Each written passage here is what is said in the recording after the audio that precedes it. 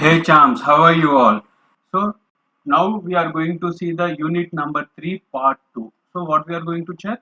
For CBSE physical education, right? CBSE physical education unit number 3 part 2, that is for the class 11. Let's check it out. Okay, before we go into the topic, let's know a little about myself. So my name is Asif Iqbal and I am having 11 years of experience in teaching physical education.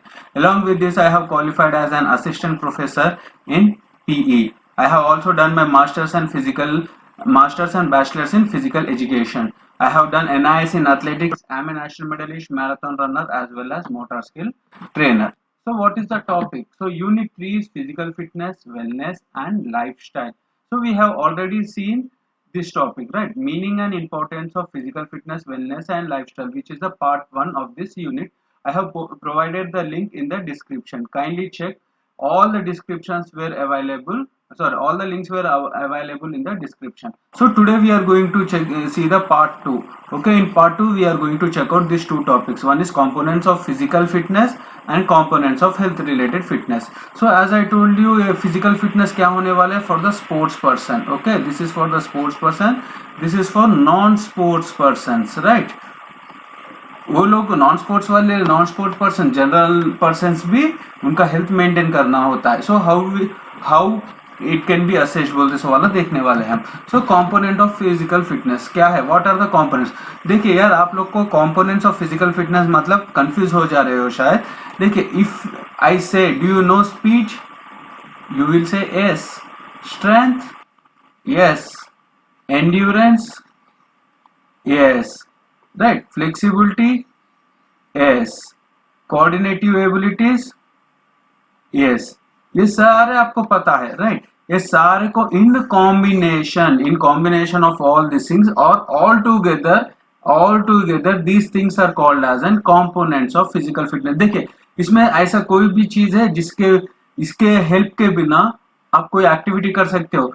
At least 10 to 20% involvement रहेगा everything का. आप cricket ले लीजिए, cricket में speed चाहिए. क्यों speed चाहिए? Ball को चेस करने के लिए या रन्स लेने के लिए. स्ट्रेंथ चाहिए. क्यों?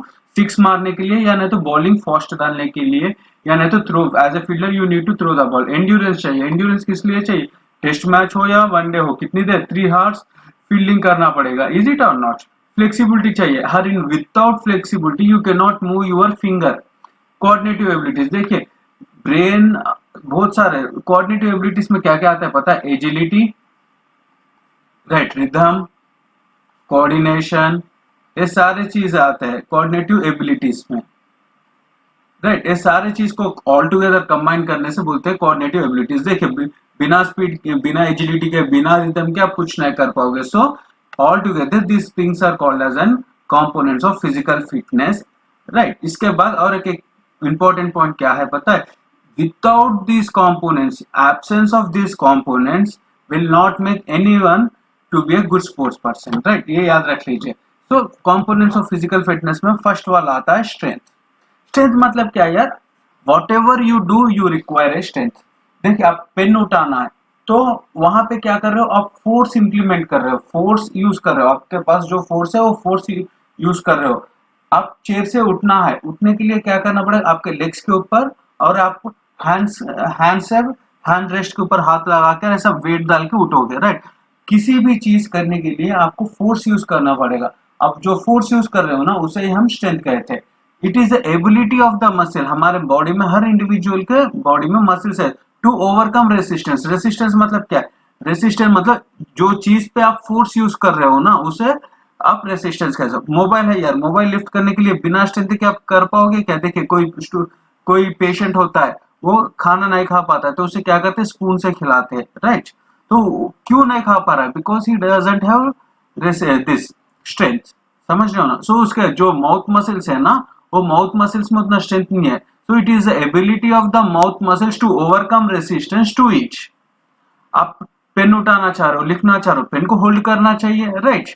और पेन को बुक पे प्रेस करना चाहिए. यहाँ पे क्या कर रहे हो? आप होल्ड करने के लिए फोर्स यूज कर रहे हो एंड पेन लिखने के लिए पेन को पेपर पे प्रेस कर रहे हो. सो यहाँ पे क्या हो रहा है? You are using the force at two places.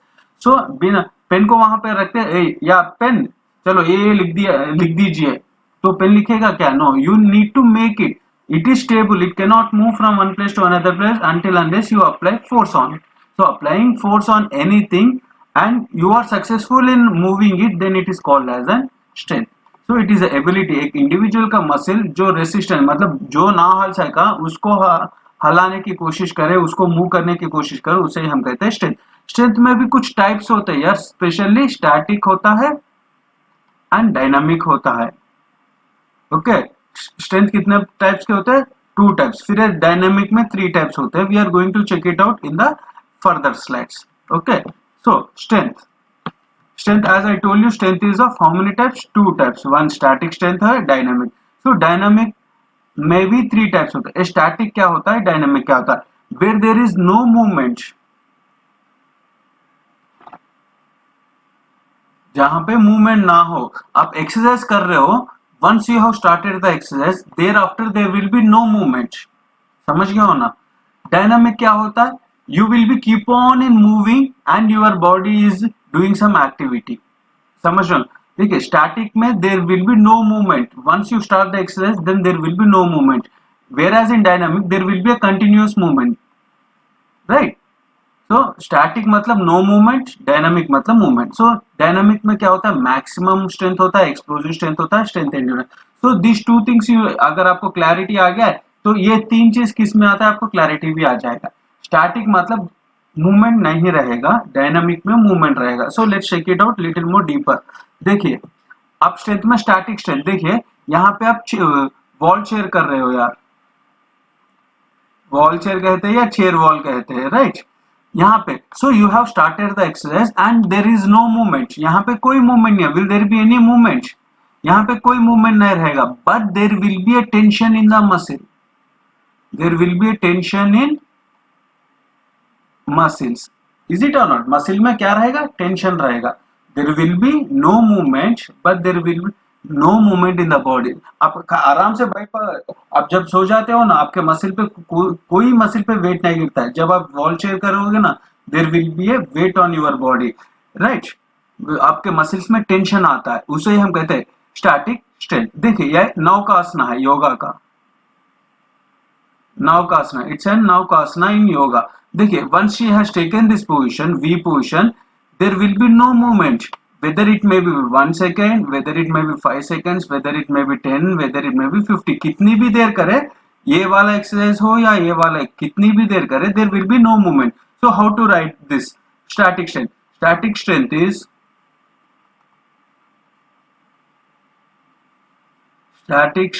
is where there is no movement in the muscle, but there will be a tension, but there will be a tension in muscle. Right, समझ गए? Static में क्या होता है? Muscle का movement नहीं होता है, बट मसल में टेंशन पैदा होता है, उसे हम कहते हैं स्टैटिक स्ट्रेंथ. सो नेक्स्ट वाला आता है डायनामिक स्ट्रेंथ. डायनामिक स्ट्रेंथ मतलब where there is a movement. देखिए, सो डायनामिक में 3 टाइप्स के होते हैं, उसमें हम देखने वाले हैं फर्स्ट मैक्सिमम स्ट्रेंथ. सो स्ट्रेंथ मतलब क्या है, समझ गए? रेसिस्टेंस को ओवरकम करना ही स्ट्रेंथ है. सो मैक्सिमम स्ट्रेंथ क्या है? मतलब पूरा स्ट्रेंथ, उसके बाद और कोई स्ट्रेंथ बचा हुआ नहीं रहता है. देखिए, डेडलिफ्ट एक ऐसा होता है यार, ये वेट लिफ्ट करते हैं ना, आप पूरा जान लगा के करते हो, इज इट और ना? या कोई जान बचा देते हो क्या? थोड़ा बचाते हो. कभी कभी क्या होता है, we see heart attacks also, is it और नॉट? हार्ट अटैक भी देख पाते हैं क्योंकि पूरा ताकत के साथ करने से कार्डियक अरेस्ट हो जाने के चांसेस होते हैं, राइट? इसमें हमारा मैक्सिमम स्ट्रेंथ यूज करते हैं मैक्सिमम वेट को लिफ्ट करने. देखिए, फॉर एग्जांपल मोबाइल को लिफ्ट कर रहा हूं यार, it will not come under maximum strength क्योंकि इसका मैक्सिमम ये नहीं होता है, इज इट और नॉट? ये मैक्सिमम स्ट्रेंथ ये नहीं होता है. मैक्सिमम स्ट्रेंथ क्या होता है? मेरा मैक्सिमम लिमिट है, वो मैक्सिमम लिमिट को अटेंड कर रहा हूं मैं, then only it is called as an maximum strength. देखिए, एक डेड लिफ्ट है, क्या करता है? ये लिफ्ट कर रहा है और छोड़ देगा, इज इट और नॉट? पूरी ताकत के साथ. He can not do more than one. एक से ज्यादा नहीं कर पाएगा, एक रेपिटेशन से ज्यादा 2 3 4 5 बिल्कुल नहीं कर पाएगा, एक ही करेगा उसका पूरा हालत खराब हो जाएगा, right. Maximum strength using the, what is maximum strength, using the maximum strength, using the maximum strength, maximum muscle strength, using the maximum strength, maximum muscle strength to do a activity without any strength, without any strength left out, left out. For further, till rest has been given, till rest has been given. समझ गए हो ना, मतलब आपका muscle का पूरा ताकत use कर रहे हो, you are using your complete muscle strength to do an activity, उसके बाद वो एक्टिविटी फिनिश हो जाते ही फिर आपके पास एनर्जी नहीं रहेगा, कब तक नहीं रहेगा, till you give the rest, rest देते फिर से आपका बॉडी रिकवर हो जाएगा, उसे हम कहते हैं मैक्सिमम स्ट्रेंथ। तो डायनामिक स्ट्रेंथ में थर्ड वाला से नेक्स्ट वाला है एक्सप्लोजिव स्ट्रेंथ। एक्सप्लोजिव स्ट्रेंथ क्या होता है, what is explosive strength, explosive strength मतलब एक ही झटके में, राइट, एक ही झटके में हम जितना हो सके उतना स्ट्रेंथ यूज करना, उसे ही हम कहते हैं एक्सप्लोजिव स्ट्रेंथ। देखिए आपको अच्छे से कहाँ मिलेगा, 100 metre strength, 100 metre start, 100 metre start में क्या होगा, देखिए यहाँ पे she will be in stable position, she or he will be now in stable position, they are in stable position, and after the stable position in one movement they are finishing the act, in one movement they are achieving it, right। इसमें speed and strength का combination होता है, speed and strength. देखिए कैसा है, अब ये weight lifter हो या स्टार्टर हो गया, they are in stable position, they are taking the momentum, once they feel that they are comfort, all of the sudden with a fraction of second they will be doing some activity, a fraction of second में जो activity कर रहे हैं ना उसे हम कहते हैं एक्सप्लोजिव स्ट्रेंथ। और वर्टिकल जंप्स भी कह सकते हैं हम, वर्टिकल जंप्स, वर्टिकल जंप मतलब क्या, एक बोट को लगाया जाता है, ऐसा बोट को एक पाइप ऐसा बोट को लगा दे, so you will be standing like this or you will be bending little bit and all of the sudden you jump like this and touch the board for the maximum height, उसे ही हम कहते हैं explosive strength. Next आता है dynamic strength, right, this is the dynamic strength में strength endurance. देखिए हर individual को strength रहता है, वो स्ट्रेंथ वाला एक्टिविटी बहुत देर तक, देखिए आप डंबल लेके क्या करते हो, 10 15 12 या 20 करते हो ना, तो आप क्या कर रहे हो, आप डंबल करने से स्ट्रेंथ आएगा, बट वो डंबल को बहुत देर, सेम एक स्ट्रेंथ वाला एक्सरसाइज बहुत देर तक कर रहे हो। तो देखिए if this person is capable of lifting 50 kgs, he will be lifting, अगर ये 50 kgs यूज कर रहा है then it is called as an maximum strength. इसका मैक्सिमम क्या है, ये कितना लिफ्ट कर पाएगा, 50 kgs। देन इफ अगर ये 50 kgs का कर रहा है, एक ही रेपिटेशन कर रहा है, then it is called as an maximum strength. एक के बाद और कुछ करने का स्ट्रेंथ ही नहीं रहता, उसे हम कहते हैं मैक्सिमम स्ट्रेंथ, राइट। अगर इसका 50 kgs है, अगर ये 25 kgs डाल रहा है, ओके, एंड 15 रेपिटेशन 15 टाइम्स कर रहा है, 15 टाइम्स कर रहा है, then it is called as an strength endurance। समझ गए हो ना, स्ट्रेंथ मतलब एक बार का, मैक्सिमम स्ट्रेंथ मतलब एक ही बार कर पाएगा, स्ट्रेंथ एंड्योरेंस मतलब वेट बहुत कम रहेगा, बहुत देर कर पाएगा। अगर इसे मैक्सिमम स्ट्रेंथ में कन्वर्ट करना है तो क्या करना पड़ेगा, instead of having 25 kgs he needs to make it 50 kg, 50 kgs एक बार उठाएगा, इसका ताकत कम खत्म हो जाएगा, right. So now let's come to the next one, components of physical fitness, right, components of physical fitness में नेक्स्ट क्या आ रहा है, strength, we have done with the strength.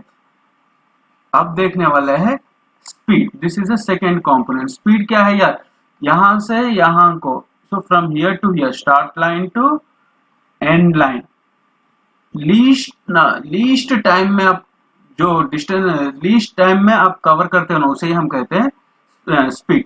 Ability of an individual to perform movement of same pattern at a faster rate, fast करना चाहिए। देखिए आप running कर रहे हो, that is one kind of movement and you need to do it faster, उसे कहते हैं। आप स्किपिंग कर रहे हो, अब स्किपिंग भी एक मूवमेंट है, right, skipping is a movement, right, एक सेम पैटर्न में करना चाहिए। रनिंग जैसे सेम पैटर्न में करते हैं, ऐसे ना होता है कि 5 स्टेप्स लेग्स के रन करे, 5 स्टेप्स हैंड्स से रन करे, ऐसे नहीं, same pattern from start to end होता है। स्किपिंग में भी क्या होता है, same pattern start to end रहता है।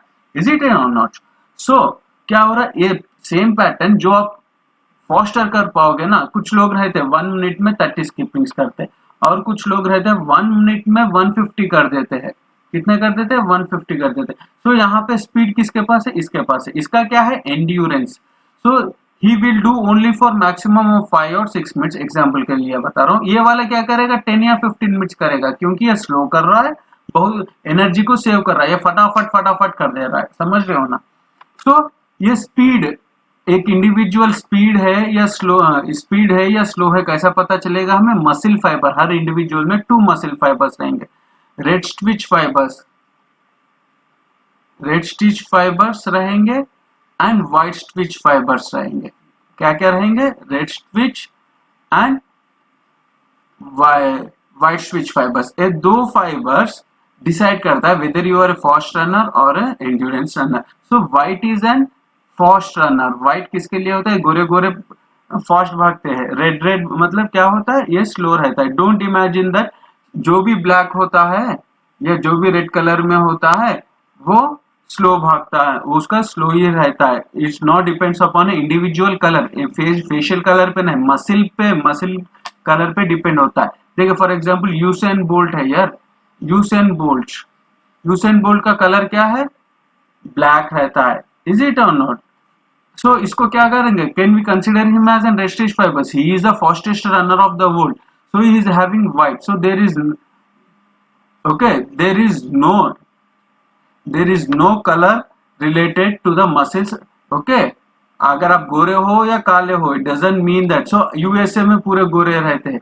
यूएसए के सारे फास्ट रनर्स होते हैं क्या? स्लो रनर्स भी होते हैं, मैराथन रनर्स भी होते हैं। Is it? सो एक इंडिविजुअल के फेशियल कलर को और मसल फाइबर में कोई रिलेशन नहीं है। सो मसल फाइबर्स में देखेंगे अब। So as I told you there are 2 types of muscle fibres, एक फास्ट ट्विच होता है, एक स्लो ट्विच होता है। फास्ट ट्विच में क्या होता है?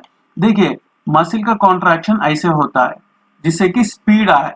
इसमें क्या होता है? मसल का थोड़ा ही कॉन्ट्रैक्शन होता है, इसलिए ये स्लो होता है। The level of contraction varies from one to another, right.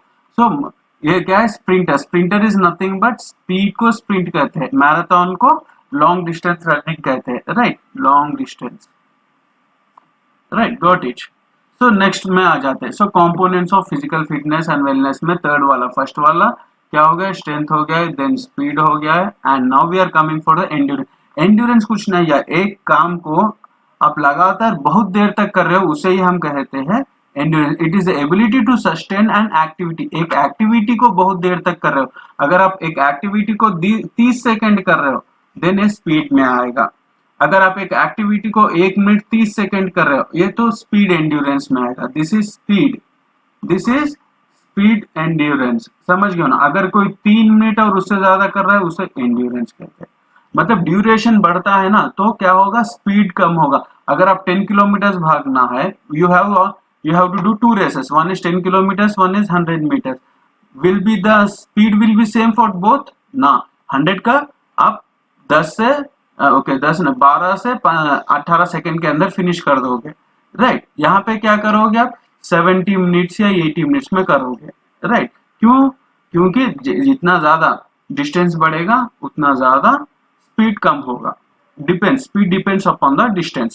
सो इसमें क्या है? शॉर्ट टर्म एंड्योरेंस है, long term endurance. Short term endurance क्या है? देखिए शॉर्ट टर्म एंड्योरेंस में क्या है? आप फुटबॉल खेल रहे हो, फुटबॉल खेलना is an endurance game, but you are taking breaks. क्या 45 मिनट्स ईच हाफ रहेगा, 45 मिनट्स या 40 मिनट्स या 35 minutes, whatever the half it is. क्या आप 45, 40 या 35 मिनट्स कंटिन्यूस रन करोगे विदाउट एनी ब्रेक? आप ब्रेक लोगे, मतलब ब्रेक क्यों लोगे? Because the ball is to the other end. आप फुटबॉल का कोर्ट ये है, you are the defender, okay, आप डिफेंडर हो यार, आप डिफेंडर हो, so your position is here, okay, you have to defend this. And if the ball is here, what you will do? You will be standing here, right, you are not running, you will be standing here और moving slightly, comfortably move होते रहोगे। यहाँ पे जब ball यहाँ पे आएगा आप बहुत अग्रेसिव रहोगे, बहुत एक्टिव हो जाओगे, इज इट और नॉट? यहाँ पे एक्टिव रहोगे ये एरिया में, अगर बॉल ये एरिया में रहे तो एक्टिव रहोगे, बॉल इधर आ गए तो रेस्ट होगे। तो you are getting, you are, it's a endurance activity, but you are taking breaks, that's the reason it is called as short term endurance. Long term endurance क्या होता है? मैराथन रन्स होते हैं ना, मैराथन में क्या होता है? You will not be taking any break, अगर ब्रेक ले रहे हो तो डिसएडवांटेज हो रहा है, यहाँ पे ब्रेक ले रहे हो तो एडवांटेज हो रहा है, समझो। So short term endurance means you are taking the breaks in between the activity, long term endurance means you are not at all taking a break, if you take a break it will be a disadvantage, समझ गए ना? This is what long term endurance. So next आ जाता है flexibility, speed हो गया है, strength हो गया है, एंड्योरेंस हो गया है, नेक्स्ट कम्स द फ्लेक्सिबिलिटी। ये फ्लेक्सिबिलिटी क्या होता है?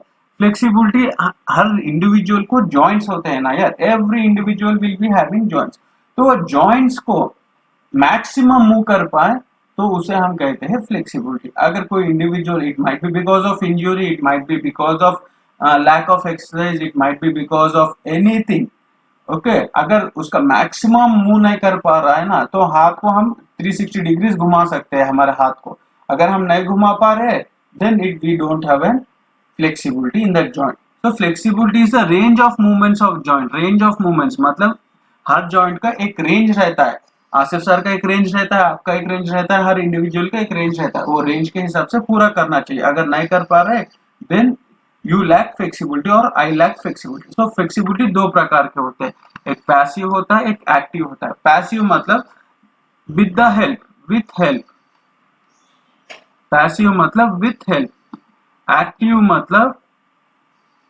without help, समझ लो ना, without help। देखिए, तो फिर एक्टिव में दो प्रकार के होते हैं, एक स्टैटिक, एक dynamic. Let's check it out. So flexibility में फर्स्ट देखते हैं passive flexibility. So I told you ना, passive flexibility मतलब with help. See, यहाँ पे ये लड़की को स्ट्रेच करना है, if अगर ये अपने आप ही करेगी ना तो यहाँ तक ही आएगा इसका लेग, तो यहाँ पे पार्टनर हेल्प करने से क्या हो रहा है, यहाँ तक आ गया। So this is the change. यहाँ पे क्या हो रहा है, she is trying to improve her flexibility.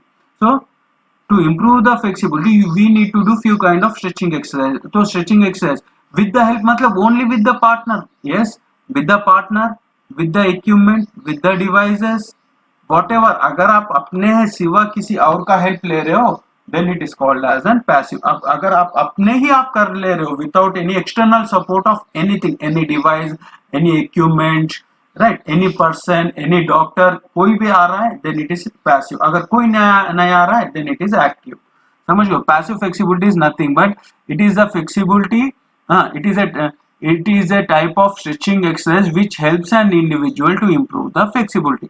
In passive flexibility we are doing stretching exercise, in passive flexibility we are doing stretching exercise with the help of a partner or doctor or equipment or device। Active क्या होता है, अपने ही आप कर ले रहा है। सी active flexibility में, एक्टिव में फिर दो राइट, एक्टिव में फिर दो प्रकार के होते हैं, एक स्टैटिक होता है, एक डायनामिक होता है। स्टैटिक में क्या होता है, देखिए ही डिड ए स्ट्रेचिंग, ये स्ट्रेचिंग कर रहा है, स्ट्रेचिंग करके यहाँ पे होल्ड कर रहा है, ही इज होल्डिंग।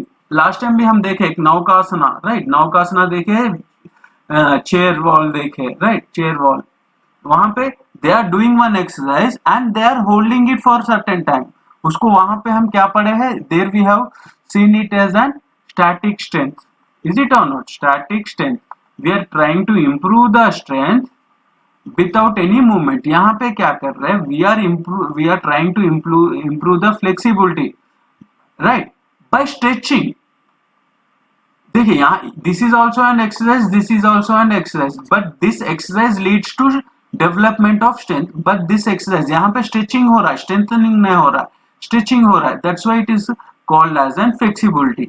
ओके, ये स्टैटिक, ये क्या कर रहा है, ऐसा बैठ गया है, ये एक्सरसाइज कर रहा है, ये पोजीशन पे आके he is holding it for 3 to 5 seconds, not more than 8 seconds, और इन हायर केसेस 12 seconds। यहाँ पे क्या होता है, he can be up to 30 seconds also. Plank exercise करते हैं ना हम, प्लैंक एक्सरसाइज 3 minutes भी करते हैं, but here 8 to 12 seconds stretching, 3 to 5 seconds at the initial stages, 8 seconds for the intermediate, at maximum 12 seconds. उससे ज्यादा नहीं करना चाहिए हमें स्ट्रेचिंग. स्टैटिक में क्या होता है, एक एक्सरसाइज स्ट्रेच करते हैं, एक एक्सरसाइज का स्ट्रेच करते हैं, वो स्ट्रेच पोजीशन में होल्ड करके रहते हैं, उसे हम कहते हैं स्टैटिक. डायनामिक में क्या है, देखिए एक इंडिविजुअल खड़ा होता है, उसका लेग को फॉरवर्ड एंड बैकवर्ड स्विंग कर रहा है, राइट. मूवमेंट है and continuous movement. See side to side, देखिए बर्फी, this all movements they are keep on changing their position, they are not fixed, they are changing it, उसे कहते हैं dynamic flexibility, right. And last में आ रहा है components of physical fitness में coordinative abilities. Coordinative abilities मतलब depends upon the central nervous system, मतलब दिमाग को और आपके एक्टिविटीज को, दिमाग को और आपका मसल्स को, दो को कोऑर्डिनेट करना है. देखिए आप बॉल कैच करने जाते हो यार, जब सोचते हो इसका स्पीड क्या है, इसका एंगल क्या है, मैं कितने स्टेप्स लेना चाहिए, पूरा एनालाइज कर रहे हो आप. सो एनालाइज कर रहे हो, उसके हिसाब से आपका बॉडी मूव हो रहा है, that is called as an coordinative abilities. Coordination चल रहा है. So balancing ability, rhythm ability, adaptation, reaction. So ये सारे मिलाने से क्या मतलब, there are, you are actually क्या कहते हैं, बैलेंस एबिलिटी को बैलेंसिंग कहते हैं, बैलेंस कहते हैं. प्रीवियसली रिदमिक को क्या कहते हैं, कोऑर्डिनेशन कहते हैं. Adaptation is it was not, reaction को स्पीड कहते हैं. सो ये सारे चीज को मिलाकर एक कॉमन नेम दिया गया है कोऑर्डिनेटिव. एजिलिटी भी आ जाता है इसमें. तो ये सारे चीज को मिलाने से कहते हैं, ये सारे चीज को अलग अलग नाम ना देके सारे चीज को कंबाइन कर दिया गया है और उसे नाम दिया गया है coordinative abilities. Got it. Next आता है components of health related fitness. Health related is for whom? Non sports person,